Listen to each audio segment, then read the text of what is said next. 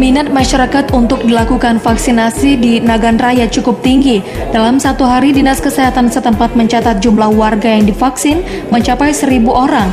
Minat vaksinasi meningkat hingga 100% dari awal vaksinasi, diperuntukkan bagi masyarakat umum. Jika ketersediaan vaksin mencukupi, maka target vaksinasi telah ditentukan pemerintah akan tercapai dalam waktu dekat. Karena saat ini Dinas Kesehatan maupun vaksinator cukup siap dalam melaksanakan vaksinasi, hanya saja ketersediaan vaksin yang menjadi kendala.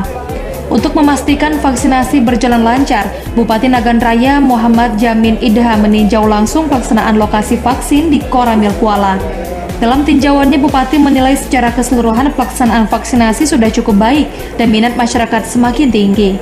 Bupati Muhammad Jamin Idham juga mengajak masyarakat agar segera mendaftarkan diri untuk dilakukan vaksinasi COVID-19 di lokasi yang telah ditentukan oleh Dinas Kesehatan.